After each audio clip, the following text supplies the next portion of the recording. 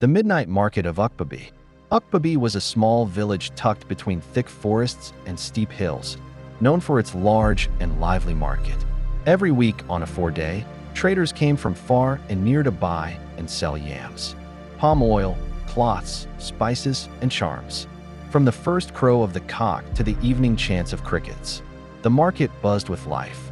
But once the sun dipped below the hills and the last woman tied her basket shut, a thick silence would fall upon the market grounds. The elders warned the villagers never to remain near the market after dark. When the night falls, the spirits rise. Do not look back, do not speak, and never step into Ukpabi market after twilight. The chief priest of Allah, the earth goddess, would chant. Children grew up with the fear stitched into their hearts. Tales were told of those who disobeyed and vanished. Some said they heard whispers. Others saw flickering shadows that moved like wind but smelled of decay. The market, they said, belonged to the living by day and the dead by night.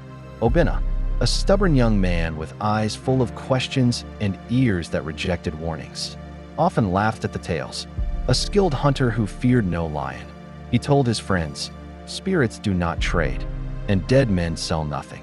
One fateful fortnight, after hunting in the bush, Obinna arrived late to the market. The traders had gone. The sun had vanished. The moon was rising full and white. He stood at the market square, staring at the abandoned stalls, his curiosity burning.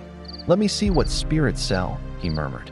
He climbed into the wooden shed of Mama Nuka, the old yam seller, and settled in. At first, all was silent. Then came the wind, cold, unnatural, and smelling of bitter herbs. The earth trembled lightly, and a thick fog rolled in, covering the market like a burial cloth. From the mist, they came. Obinna's eyes widened. What he saw chilled his blood. Figures emerged, some with heads of goats, others with eyes like burning charcoal. They wore ragged clothes stitched with bones and hair. Their feet made no sound, but the ground cracked beneath them. One spirit with a long neck and a crow's beak spread a mat and placed rotten fruits upon it. Another laid out human bones painted in black dye. A stall shrouded in smoke sold bottled shadows. One opened his basket, and severed tongues whispered inside. The spirits spoke in tongues no man should understand. Yet, Obinna could hear them.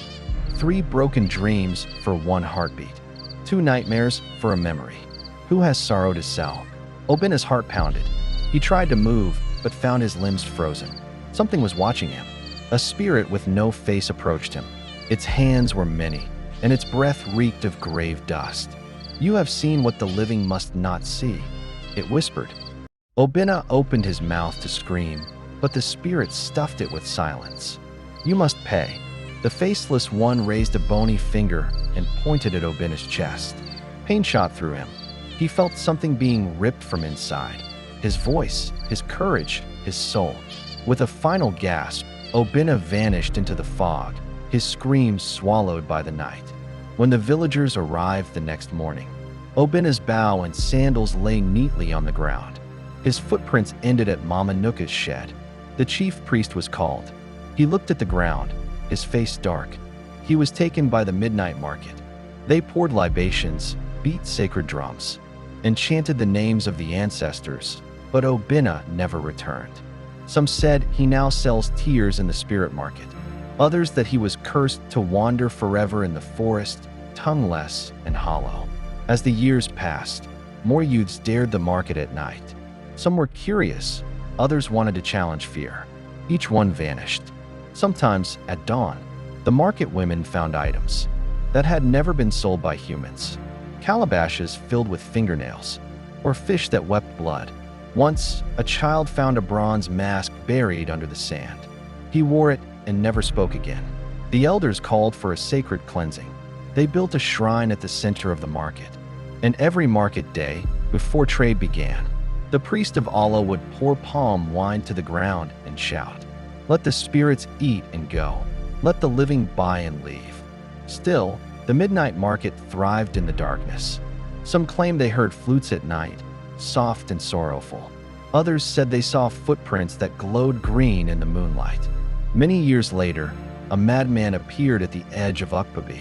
His eyes were empty, his skin pale, and he spoke only in riddles.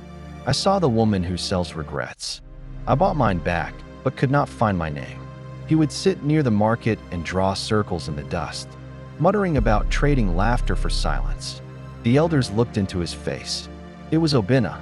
Today, the Ukpabi market still exists. Buyers still trade yams and pepper. Sellers still haggle under the hot sun. But once night falls, no one remains. Children are told, finish your errands before the moon rises. The midnight market still gathers. Spirits still trade. And the price for seeing is still too high. If ever you visit Ukpabi and feel a cold wind blow through the stalls at dusk, do not look back. Do not linger. And whatever you do, never ask what the spirits sell.